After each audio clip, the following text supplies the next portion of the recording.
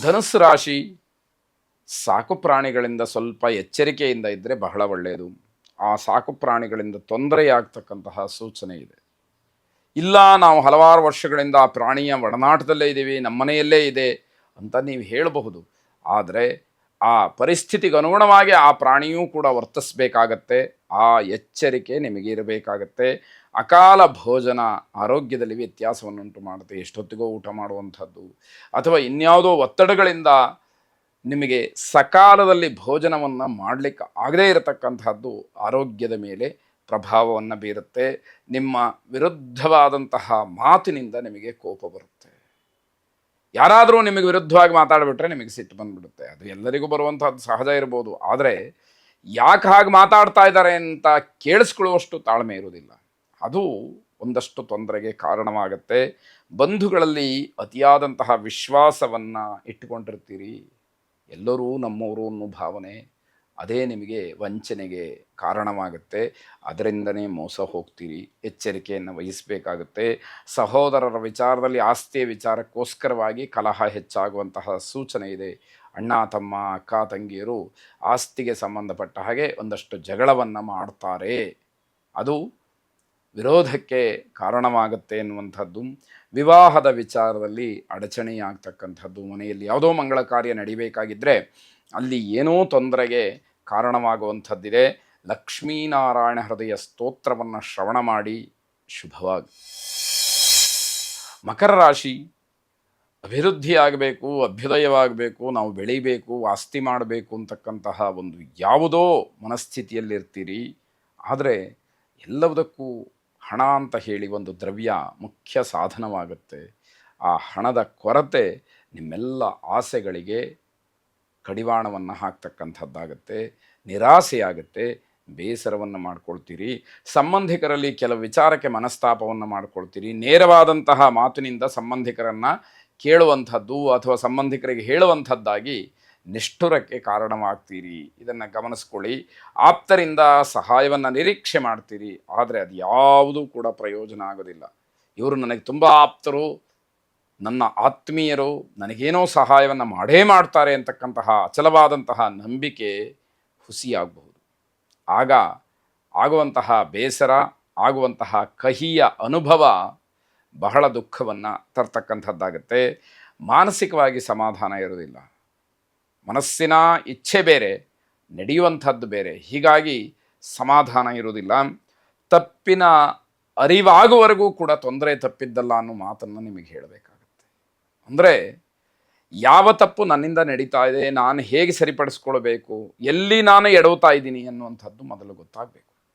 ಅದನ್ನು ಸರಿಪಡಿಸ್ಕೊಳ್ತಕ್ಕಂತಹ ಪ್ರಯತ್ನ ಮುಂದಿನದಾಗಬೇಕು. ಆಗ ಮಾತ್ರ ತೊಂದರೆಗಳಿಂದ ಹೊರಬರಲಿಕ್ಕೆ ಅವಕಾಶಗಳಿರುತ್ತೆ. ಅನೇಕ ರೀತಿಯ ಮಾನಸಿಕವಾದಂತಹ ಸಂಕಟವನ್ನು ಪಡ್ತೀರಿ. ಒಂದಲ್ಲ ಎರಡಲ್ಲ, ಯಾವ ವಿಷಯಕ್ಕೆ ಹೋದರೂ ಕೂಡ ಮಾನಸಿಕವಾಗಿ ಸಮಾಧಾನ ಇರೋದಿಲ್ಲ. ಹಾಗಾಗಿ ಮನಸ್ಸಿನ ಮೇಲೆ ತುಂಬ ಕೆಟ್ಟ ಪರಿಣಾಮವನ್ನು ಬೀರ್ತಕ್ಕಂಥದ್ದಾಗತ್ತೆ. ಕುಲದೇವತಾ ಪ್ರಾರ್ಥನೆಯನ್ನು ಮಾಡಿ ಶುಭವಾಗಿ. ಕುಂಭರಾಶಿ, ದುಂದು ವೆಚ್ಚದಿಂದ ಅತಿಯಾದಂತಹ ಬೇಸರವಾಗುತ್ತೆ. ಅದರಿಂದ ಸಿಟ್ಟು ಬರುತ್ತೆ. ಆಗ್ತಾ ಇರತಕ್ಕಂತಹ ಖರ್ಚನ್ನು ನಿಮ್ಮ ಹತೋಟಿಯಲ್ಲಿಟ್ಟುಕೊಳ್ಳೋದಕ್ಕೆ ಆಗ್ತಾ ಇಲ್ಲ.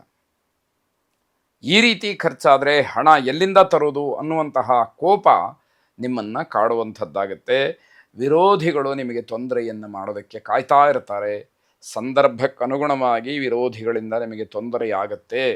ಎಚ್ಚರಿಕೆಯನ್ನು ಪ್ರತಿ ಹಂತದಲ್ಲೂ ಕೂಡ ಇಟ್ಕೊಂಡಿರಬೇಕಾದಂಥದ್ದು. ಪ್ರಯತ್ನಕ್ಕೆ ಸಾಧಾರಣವಾದಂತಹ ಫಲ.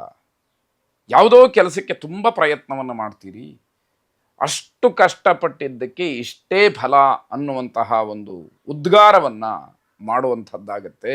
ಅದನ್ನು ಗಮನಿಸ್ಕೊಳ್ಬೇಕು. ಸಾಲದ ಪರಿಸ್ಥಿತಿ ಸಂಕಷ್ಟವಾಗುತ್ತೆ. ಯಾವುದೋ ಆತುರಕ್ಕೆ, ಅಗತ್ಯಕ್ಕೆ ಸಾಲವನ್ನು ಮಾಡ್ತೀರಿ, ಅದು ನಿಮಗೆ ಸಂಕಷ್ಟವನ್ನು ತಂದೊಡ್ಡುವಂಥದ್ದಾಗತ್ತೆ. ಮಾತೆಯರಿಗೆ ಆರೋಗ್ಯದ ಸಮಸ್ಯೆ ಹೆಚ್ಚಾಗಿ ಕಾಡುತ್ತೆ. ತುಂಬ ಗಮನವನ್ನು ಕೊಡಬೇಕಾದಂಥದ್ದು. ಬೇಡದೇ ಇರತಕ್ಕಂತಹ ವಿಚಾರದಲ್ಲಿ ಆಸಕ್ತಿ ಹೆಚ್ಚಾಗತ್ತೆ.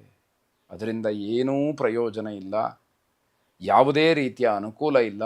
ಆದರೂ ಕೂಡ ಅಂತಹ ವಿಷಯಗಳೇ ಹೆಚ್ಚಾಗಿ ಮುನ್ನೆಲೆಗೆ ಬರುತ್ತೆ. ನಿಮಗೆ ಅದರಲ್ಲಿ ಆಸಕ್ತಿಯೂ ಕೂಡ ಹೆಚ್ಚಾಗುವಂಥದ್ದಾಗತ್ತೆ. ನವಗ್ರಹರನ್ನು ಪ್ರಾರ್ಥನೆ ಮಾಡಿ, ಅದರಲ್ಲೂ ವಿಶೇಷವಾಗಿ ಮಂಗಳ ಗ್ರಹವನ್ನು ಪ್ರಾರ್ಥನೆ ಮಾಡಿ. ಶುಭವಾಗಿ. ಕೊನೆಯದಾಗಿ ಮೀನರಾಶಿ, ಅತಿಯಾದಂತಹ ಕೋಪದಿಂದ, ಸಿಟ್ಟಿನಿಂದ ಮನೆಯವರ ಹತ್ರ ಎಲ್ಲ ನಿಷ್ಠುರ ಆಗಿಬಿಡ್ತೀರಿ. ನಿಮ್ಮ ಸ್ವಭಾವವನ್ನು ನೋಡಿ ಮನೆಯವರು ನಿಮ್ಮ ಜೊತೆ ಮಾತಾಡದೇ ಇರುವಂಥದ್ದು ಒಳ್ಳೆಯದು ಅಂತ ಹೇಳಿ ನಿರ್ಧಾರ ಮಾಡ್ತಾರೋ ಏನೋ ಅನ್ನುವಷ್ಟರ ಮಟ್ಟಿಗೆ ಆಗೋಗುತ್ತೆ. ಬೇರೆಯವರಿಗೆ ನೀವು ತಿಳುವಳಿಕೆಯನ್ನು ಹೇಳಬೇಕಾದಂಥವ್ರು, ನೀವು ಬುದ್ಧಿವಂತರಾಗಿರ್ತೀರಿ. ಆದರೆ ಇವತ್ತಿನ ಗ್ರಹಗತಿಯ ದೃಷ್ಟಿಯಿಂದ ಬೇರೆಯವರ ಹತ್ರ ತಿಳುವಳಿಕೆಯನ್ನು ಹೇಳಿಸ್ಕೊಳ್ಬೇಕಾದಂತಹ ಪರಿಸ್ಥಿತಿಯನ್ನು ತಲುಪ್ತೀರಿ. ಅದು ಪರೋಕ್ಷವಾಗಿಯೂ ಪ್ರತ್ಯಕ್ಷವಾಗಿಯೂ ಕೂಡ ನಿಮಗೆ ಅವಮಾನದ ಸಂಗತಿಯಾಗತ್ತೆ. ನಿಮ್ಮದೇ ಆದಂತಹ ಕೆಲವು ನಡವಳಿಕೆಯಿಂದ ತೊಂದರೆಯಾಗತ್ತೆ. ನಾನು ಹೀಗೆ ಇರುವುದು ಅನ್ನುವಂತಹ ರೀತಿಯಲ್ಲಿ ಕೆಲವು ವಿಚಾರಗಳನ್ನು ತೋರಿಸಿಬಿಡ್ತೀರಿ ನೀವು.